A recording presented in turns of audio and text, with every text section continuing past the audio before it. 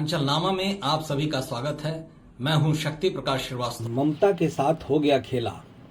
कहते हैं पद, पैसा और प्रतिष्ठा इंसान को अंधा बना देती है। इसका जीवंत उदाहरण है पश्चिम बंगाल की मुख्यमंत्री रही तृणमूल कांग्रेस सुप्रीमो ममता बनर्जी।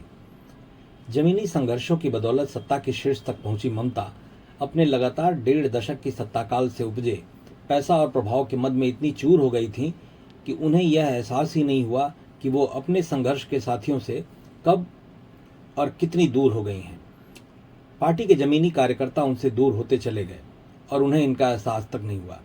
दूर होकर जैसे ही उन्हें अवसर मिला, ममता के साथ उन्होंने खेला कर दिया।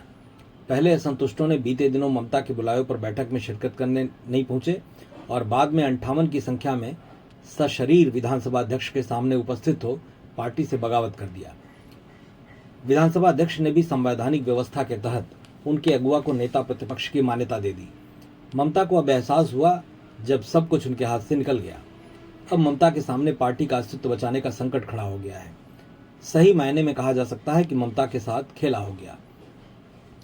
पश्चिम बंगाल की राजधानी कोलकाता में बुधवार को घटी इस घटना ने सूबे की सियासत में सनसनी फैला दी। जो कुछ भी हुआ वो एक दिन का मामला नहीं था, बल्कि एक लंबे अरसे से पार्टी के भीतर सुलग रहे असंतोष का एक प्रतिफल था। इसने ममता और उनके उत्तराधिकारी अभिषेक बनर्जी की रातों की नींद उड़ा दी है। एक बंगला टीवी चैनल के मुताबिक विधानसभा अध्यक्ष रथेंद्र बसु ने ऐतिहासिक फैसला सुनाते हुए तृणमूल कांग्रेस यानी टीएमसी के असंतुष्ट और बागी गुट को ही असली तृणमूल कांग्रेस के रूप में मान्यता दे दी। साथ ही तृणमूल कांग्रेस से निष्कासित नेता ऋतुव्रता बनर्जी को विधानसभा में नेता प्रतिपक्ष घोषित कर दिया। विधानसभा अध्यक्ष के इस फैसले ने न सिर्फ ममता बनर्जी के अधिकारी गुट के दावों को पूरी तरह खारिज कर दिया, बल्कि बंगाल के सियासी समीकरण को भी हमेशा के लिए बदल कर रख दिया। हालांकि ममता बनर्जी इस पद पर अपने बेहद भरोसेमंद और वरिष्ठ विधायक शोभन देव चटर्जी को देखना चाहती थी, लेकिन बागी विधायकों की एकजुटता और संख्या बल के आगे उनकी एक न चली। विधानसभा अध्यक्ष रथेंद्र बसु ने भी इस बेहद संवेदनशील मामले का हल संविधान के तहत किया। मामला के नजदीक शोभन देव गुट की तरफ से पेश किए गए दस्तावेजों पर जाली दस्तखत होने का एक गंभीर विवाद खड़ा हो गया था। इस धांधली की वजह से विधानसभा अध्यक्ष ने ममता के चहेते नेताओं को मान्यता देने से साफ इनकार कर दिया।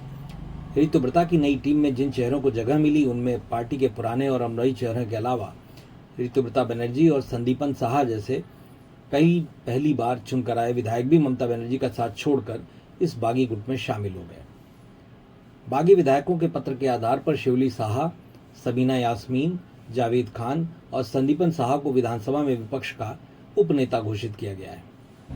इसके साथ ही विधायक अख्तरुज्जमान को मुख्य सचेतक की जिम्मेदारी सौंपी गई है। बुधवार को इन सभी बागी विधायकों ने विधानसभा परिसर में ऋतुव्रता बनर्जी और संदीपन साहा से एक सीक्रेट मीटिंग की थी, जिसके बाद यह ऐतिहासिक पत्र विधानसभा अध्यक्ष को सौंपा गया था। मतलब की बात में आज बस इतना ही। कल फिर मुलाकात होगी इसी समय, इसी चैनल पर। तब तक के लिए नमस्कार।